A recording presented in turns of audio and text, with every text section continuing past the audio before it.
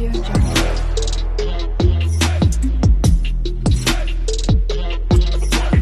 Audio Jungle. At nitong huling pagdinig lamang, noong April 29, dalawang bagay naman ang napag-usapan natin. Una, ang selyadong kahon mula sa BIR na sa kabila ng matinding debate, hindi muna natin binuksan kahit nasa kapangyarihan naman natin na buksan ito. Sabi nga ni Deputy Speaker Janet Garin, ang puso natin ay gustong buksan ito, pero ang isip natin nagsasabing huwag muna. At dagdag pa rito, nagpahayag si Congressman Benny Abante, hindi porket kaya nating gawin ang isang bagay, ay dapat na nating gawin. At ang pangalawa, ang mga ebidensya ng pagmumura at ang pag-contract ng assassin. Grabe po itong mga ebidensyang ito, lalo na yung video ng Vice Presidente. Kung Laila de Lima described it perfectly when she said, noong gabing iyon, nakita natin ang totoong Sara Duterte. Nanlilisik ang mata, halos bumula ang bibig, at lumabas ang dugo sa tenga dahil tila ba sasabog na ang kanyang ulo sa galit. At that point, Congresswoman Janice Digamo once again shared her own painful experience. As a victim of political violence herself, pinaalala niya sa atin na ang banta ng pagpatay ay hindi biro. Ito ay seryosong panganib sa buhay ng tao. Yan po ang lahat ng natalakay natin at pinag-aralan natin lahat ito. Sinuri ang bawat anggulo, katulad ng paalala ni Congressman Brian Poe noong nakaraang pagdinig. Seryoso ang tungkulin natin ito at dapat tratuhin ito na may kaukulang respeto. At sa gitna ng lahat ng ebidensyang ito, sa kabila ng lahat ng diskusyon natin, may isang bagay na hindi nagbago. Ang upuan, ang bakanteng upuan. Sa bawat ebidensya, walang direktang sagot. Sa bawat tanong, walang paliwanag. Naghintay tayo ng salaysay mula sa Vice Presidente sa ilalim ng panunumpa. Pero ang tanging humarap sa atin ay ang tahimik, ang isang bakanteng upuan. Ngunit mapagtatanto natin na meron na pala tayong hawak na ebidensya mula mismo sa kanya. Hindi na natin kailangang tumingin pa sa malayo. We already have a sworn statement. Isang sinumpaang salaysay. Ang tagal na palang nandito. Ang kanyang salin. Isang dokumento, siya mismo ang pumirma. Siya ang nanumpa. At siya ang nagsumite. At malinaw ang nakasaad doon. Walang cash o cash deposit. Ngayon, itabi natin ang salin na iyon sa lahat ng ebidensyang ating naipon. Doon lumabas ang tanong na hindi na natin matatakasan.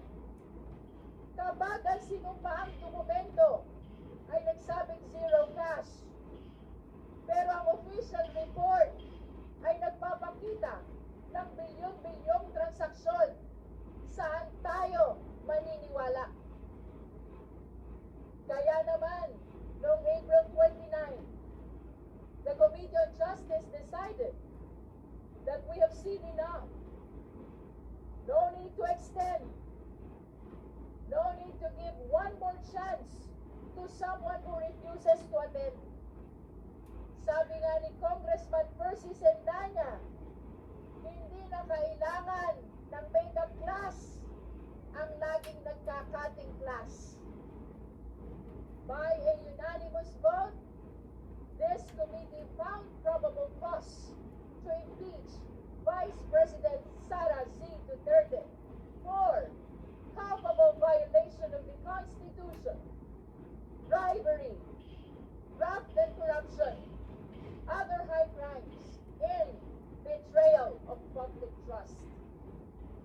That brings us to today. Ngayon, May 4.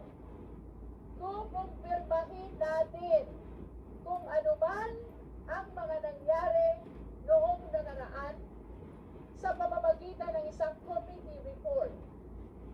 We are therefore here to finalize the committee report along with the attached resolution setting forth the articles of impeachment. Our task is to approve these documents and transmit everything to the plenary.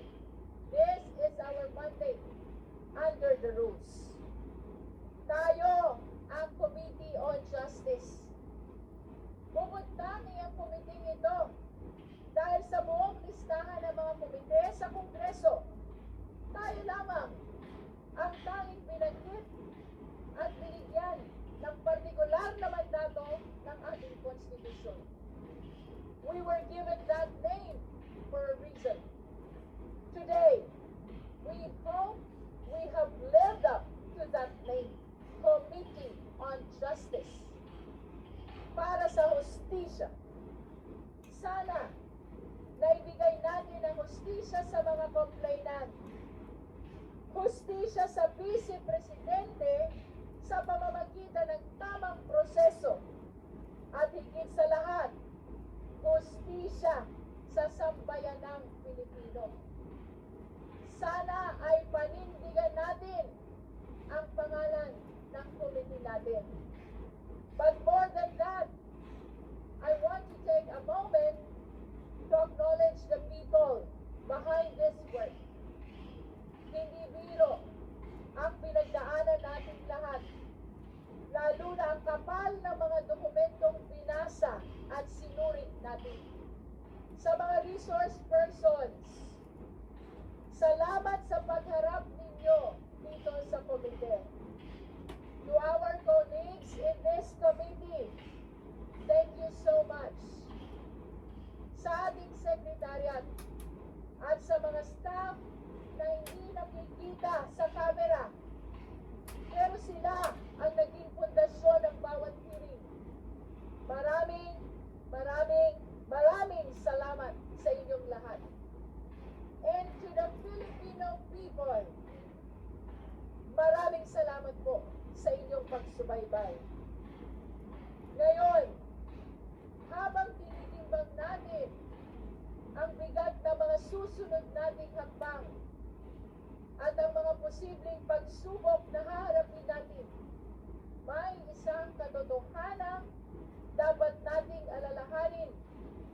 Hindi tayo magsisimula sa wala. Ang bawat hakbang natin ay hindi na pabalik, kundi padiretso sa katotohanan. Malayo pa, pero malayo na. Mahaba pa po ang tatahakin nating landas patungong plenaryo at patungong Senado. Ngunit hindi na tayo nangangapa. Marami na tayong naungkat. Marami na tayong naisiwalat. At hindi natin hahayaang masayang ang lahat ng ito. Kailangan ituloy ang proseso because this is what justice demands. Because only then can we truly achieve accountability. Kapag may public official na nagkaroon ng seryosong paratang. Huwag nating baliwalain. Huwag nating palampasin. Kapag may kailangang ipaliwanag, huwag tayong titigil hanggat lumabas ang katotohanan. Let us pursue this to its logical conclusion. Otherwise, the cycle of impunity will only repeat. Because we owe it to the next generation of Filipinos to show them that no one, no matter how powerful, no matter the title, is above the law. Huwag natin hayaang masanay ang ating bansa sa kultura ng pagkalimot. Because if we let up now, we fail the very Constitution we swore to protect. Let us therefore move forward with heavy hearts but clear minds. If the Vice President is guilty, let the truth convict her. If she is innocent, let the process clear her. But let it be done through the light of justice, not the shadows of silence. Ituloy na natin ang huling hakbang ng yugtong ito para sa katotohanan, para sa sambayanang Pilipino. Esteemed colleagues, beloved countrymen, malayo pa, pero kahit papaano, sa totoo lang, malayo na. Maraming salamat po. At this juncture, may we direct the committee secretary to manifest to the committee whether the committee report, the attached resolution, as well as the articles of impeachment have been sent to the members of the Justice Committee, the respondent Vice President, as well as the complainant. Comsec?